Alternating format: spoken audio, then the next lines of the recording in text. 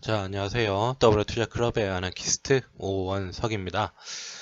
오늘은 지금 많고 타이도 많은 삼성바이오로직스 한번 살펴보도록 할게요.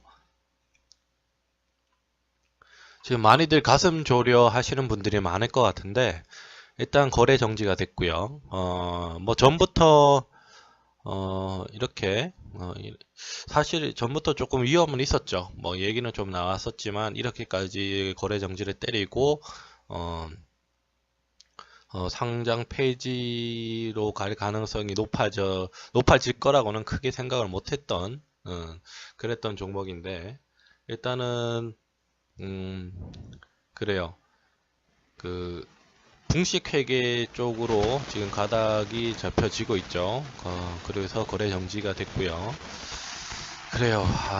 참 어려운데 일단 삼성 바이오로직스 측에서는 뭐 계속 의의를 제기하고 다시금 거래가 될 수 있도록 노력을 한다고 하지만 사실 그 분식회계는 상장 폐지이죠. 네, 상장 폐지고 증선위에서 이렇게 결론이 어느 정도 나왔으면 상장 폐지 가능성이 좀 더 높지 않을까 싶어요. 네, 좀 더 높지 않을까.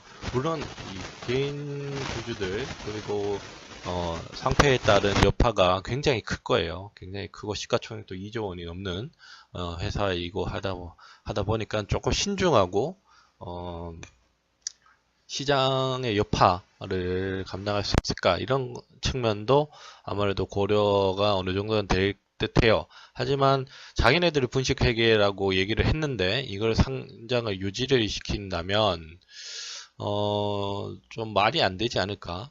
시장의 신뢰가 무너지는 거 아닐까 싶어요. 사실 그래요. 일단 뭐 회계상에 문제가 있다고 하면은 일단 이게 삼성바이오로직스가 상장한 지 그렇게 오래된 회사는 아니죠. 불과 몇 년 전에 상장을 했는데 그 전에 막았어야죠. 네, 그래 이럴 것 같았으면 그 전에 막았어야 되는데 2016년도에 네, 상장을 했는데 이럴 것 같았으면 그 전에 막았어야죠. 이게 왜 또 난 이런 거 보면 좀 화가 나는데 이게 상장 폐지되면 개인 주주들은 무슨 죄예요, 사실. 응? 무슨 죄야? 대기업 믿고 들어왔는데 대기업이 분식회계를 해가지고 상장 폐지될 줄은 상상도 못했던 일 아닌가요? 상상도 못했던 일? 네. 또 웃기잖아요. 근데 왜 또 개인 주주들이 그거래? 또 삼성 바이오로직스령에서 회계가 아니라고 또 얘기를 하는데 그렇잖아요. 그 애들은 또 아니라고 하잖아요. 그냥 그 바이오주들만의 그냥 특징적인 회계 처리다 이렇게 얘기를 하잖아요. 예. 그러니까 이게 웃긴 거죠. 이게 웃긴 거예요. 물론 상장 폐지되는 회사들이 제가 보는 관점에서는 이렇게 뭐 분식회계라든가 횡령이라든가 배임으로 상장 폐지되는 회사들은 억울한 게 많아 개인주주들이. 그건 내부적 거잖아요. 순전히 회사에서도 고위직만 하는 거잖아. 그것 때문에 상장 폐지가 되는데 왜 개인주주들이 피해를 받아야 돼? 그건 좀 아니지 않나요? 상장 폐지가 되면 그것 때문에 상장 폐지가 되면 대주주 지분을 팔아가지고 기존에 있는 그 개인 주주들한테 나눠주던가 뭐 이렇게 하던가 아니면은 회사를 산업은행에서 인수를 해가지고 이렇게 경영을 해가지고 다시금 살아나는 방향으로 해야지. 그 사람들이 책임을 물어야지. 왜 주주들한테 책임을 묻냐 이거죠. 개인 주주들한테. 아무것도 모르는 개인 주주들한테. 정보의 비대칭으로 인해서 일어난 일인데, 시장은 평등하고 정보가 골고루 다 알 수 있는 그런 시장이 돼야 된다고 항상 떠들어대면서 이런 기준을 왜 이렇게 하는지는 잘 모르겠어요, 사실. 물론 경영상에 뭐 영업이익 적자가 5년 이상 나서 뭐 그렇게 되던가 아니면 그 자본 장식률로 인해서 상장 폐지가 되는 거 그건 어쩔 수 없어. 그건 다 공개된 그 재무제표로 의해서 그렇게 투자를 하는 거기 때문에 그런 걸로 경영을 잘못해서 회사가 망하고 상장 폐지가 되는 거는 솔직히 그건 주주들이 책임을 져야 되죠. 그걸 알고 들어갔었기 때문에 확인을 안 한 주주들 잘못인데 이런 문제는 좀 대주주들이 아니면 기업 오너들이 책임을 져야 된다고 생각을 합니다. 일단은. 그리고 이 감사를 맡은 그런 쪽도 문제가 있고요. 물론 거래소 자체도 이건 문제가 있는 거예요, 사실. 이렇게 회계 처리가 문제가 있으면 사실 그 상장하기 전에 회계를 엄청나게 봅니다. 거래소에서. 엄청나게 보는데 이런 거를 미리미리 했었어야지. 지금 와가지고 이게 이렇게 뭐 상패로 간다 그러면 굉장히 문제가 크죠, 사실은. 그래요. 일단은 뭐 차트 뭐 분석은 의미가 없죠. 지금 차트 분석은 의미가 없고 뉴스 나오는 걸 봐서는 뭐 50주 이하 개인 주주가 5만 명이 넘는다. 와, 진짜 이거는 크게 문제가 있을 것 같아요. 크게 문제가 있을 것 같은데 개인적으로 봐서는 상패에 좀 더 무게가 있지 않을까 싶습니다. 일단 상패에 무게가 있을 것 같은데 일단은 상패가 되지 않고 이게 상장 유지가 된다던가 아니면 좀 더 기간이 연장되던가 이럴 가능성도 있는데 상장 폐지를 피한다면 물론 상한가 나올 거예요. 상한가 나올 거고 다시 한 40만원 정도나 아니면 45만원 정도 위치까지 계속 유지가 이렇게 될 것 같고요. 그리고 나서는 만약 반대의 경우 상장 폐지가 나왔을 경우는 어떻게 되냐, 뭐 다들 아시겠지만 뭐 한 100원이나 뭐 10원대 정도까지 내려올 가능성이 높고요. 한 일주일 정도 주죠. 15일인가요? 일주일인가요? 하여튼 주는데 정리 매매 기간이라고 하죠. 그 기간을 주고요.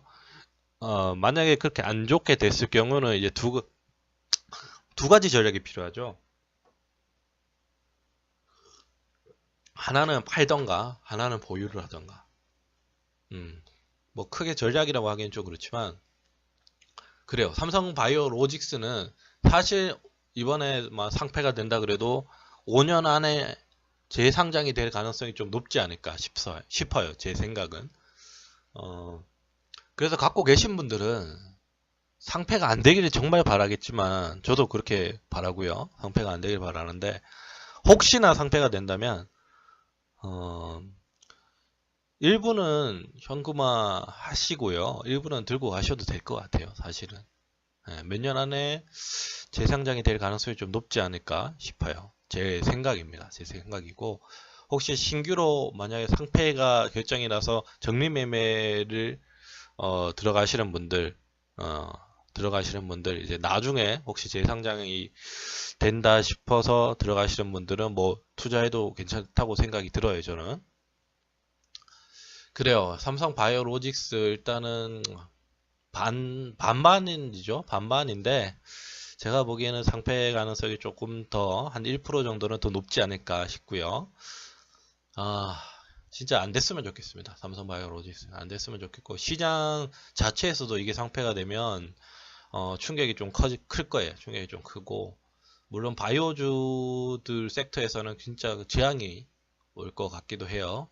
왜냐하면 이렇게 바이오주 나름대로의 그 회계 처리가 관행적으로 이루어진 부분이 있기 때문에 그런 걸 다 잡아낼 수도 있다는 거죠.